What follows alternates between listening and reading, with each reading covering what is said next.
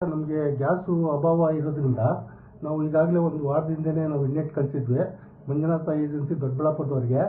ಅವರು ಕೊಡ್ತೀವಿ ಅಂತ ಹೇಳಿದ್ರು. ಲಾಸ್ಟ್ ಮೂಮೆಂಟ್ಗೆ 10ನೇ ತಾರೀಕು ರಾತ್ರಿ ಇಲ್ಲ ನಾವು ಸಪ್ಲೈ ಕೊಡೋಕ್ಕಾಗ್ತಾ ಇಲ್ಲ, ನೀವೇನೋ ಪರ್ಯಾಯ ಏನಾರು ಮಾಡ್ಕೊಳ್ಳಿ ಅಂತ ಹೇಳಿದ್ರು.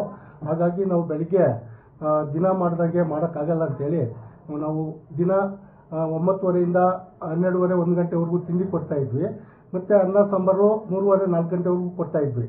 ಈ ಗ್ಯಾಸ್ ಅಭಾವದಿಂದ ನಿನ್ನೆ 11ನೇ ತಾರೀಕಿಂದ 11ರಿಂದ 4 ಗಂಟೆವರೆಗೂ ತಿಂಡಿ ಕೊಟ್ಟಿದ್ದೀವಿ ಸರ್. ನಮ್ಮಲ್ಲಿ ನಿನ್ನೆಗೆ 6 ಸಿಲಿಂಡರ್ ಇತ್ತು, ಈಗ 4 ಇರಬೇಕು. 4 ಇದೆ. ಈಗ ಸಿಲಿಂಡರ್ ಖಾಲಿ ಆದರೆ ಅವು ಖಾಲಿ ಆದರೆ ಎಷ್ಟು ಸರ್? ಅದಕ್ಕೆ ನಾವು ಪರ್ಯಾಯ ಈಗಾಗಲೇ ಇವರು ಸೌದೆ ಸಪ್ಲೈ ಮಾಡೋರಿಗೆ ಹತ್ರ ಎಲ್ಲ ಮಾತಾಡಿದ್ವಿ. ಈ ದಿನ 12-1 ಗಂಟೆ ಒಳಗಡೆ ಸಪ್ಲೈ ಕೊಡ್ತೀವಿ ಅಂತ ಹೇಳಿದ್ದಾರೆ.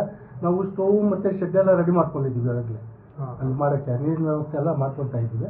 ನಾಳೆಯಿಂದ ನಾವು ಸೌದೆ ಒಲೆಯಲ್ಲಿ ಮಾಡೋಕ್ಕೆ ವ್ಯವಸ್ಥೆ ಮಾಡ್ತೀವಿ. ಅಂದರೆ ಈಗ ಭಾನುವಾರ ಮಂಗಳವಾರ ಎಲ್ಲ ಎಷ್ಟು ಜನ ಭಕ್ತರು ಬಂದು ಊಟ ಮಾಡ್ತಾ ಇದ್ರು ಸರ್? ಭಾನುವಾರ ಮಂಗಳವಾರ ಎಲ್ಲಾನು ಒಂದು 12ರಿಂದ 15 ಸಾವಿರದವರೆಗೂ ಬರೋರು ಭಕ್ತರು ಹಿಂದೆ. ಈಗ ಇತರೆ ದಿನಗಳಲ್ಲಿ ಈಗ 2,500ರಿಂದ 3,000 ಜನ ಬರ್ತಾ ಇದ್ದಾರೆ. ಈಗ ಈ ಎಕ್ಸಾಮ್ಸ್ ಅದು ಇದು ನಡೀತದ್ರಿಂದ ಸ್ವಲ್ಪ ಕಡಿಮೆ ಆಗಿದೆ. ಹಾಗಾಗಿ ನಾವು ಈಗ ತಿಂಡಿ ವ್ಯವಸ್ಥೆನ ಮಾಡ್ತಾ ಇದ್ದೀವಿ. ಅಂದರೆ ಈಗ ಭಾನುವಾರಕ್ಕೆ ಅಷ್ಟೊತ್ತಿಗೆ ನೀವು ಸಮಸ್ಯೆ ಏನಾಗ್ದಂಗೆ ಮಾಡ್ಕೊಳ್ತೀವಿ. ಸೌದೆಯಲ್ಲೇ ಮಾಡಿ ಸ್ವಲ್ಪ ಹೆಚ್ಚು ಕಡಿಮೆ ಹಿಂದೆ ಮಾಡಿದಷ್ಟು ಮಾಡದಿದ್ರು ಸ್ವಲ್ಪ ಒಂದು ಟೈಮಿಂಗ್ಸು ಹೆಚ್ಚು ಕಡಿಮೆ ಮಾಡ್ಕೊಳ್ತೀವಿ. ಗ್ಯಾಸ್ ಇದ್ದಾಗ ಏನು ತಿಂಡಿ ಕೊಡ್ತಿದ್ರಿ, ಏನು ಊಟ ಕೊಡ್ತಿದ್ರಿ, ಈಗ ಏನು ಕೊಡ್ತೀರಾ ಸರ್?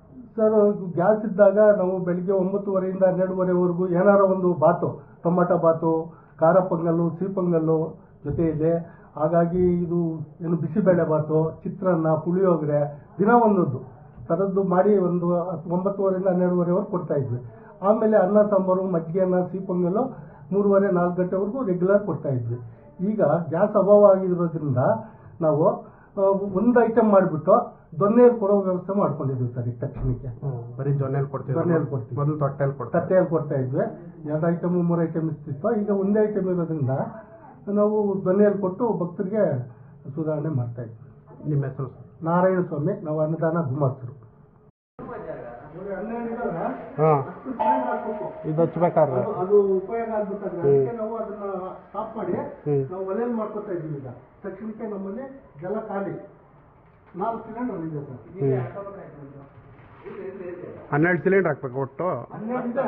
ಅಟ್ಲೀಸ್ಟ್ 8ರಿಂದ 10 ಇರಬೇಕು ಅದಕ್ಕೆ. ಅದು ಮಿಷಿನ್ಗೆ ಹಾಕ್ಬೇಕು. ರನ್ ಆಗ್ಬೇಕಾದ್ರೆ 8 ಸಿಲಿಂಡರ್ ಇರಲೇಬೇಕಾಗುತ್ತೆ. ಇವೆಲ್ಲ ಖಾಲಿ ಸಿಲಿಂಡ್ರೆ.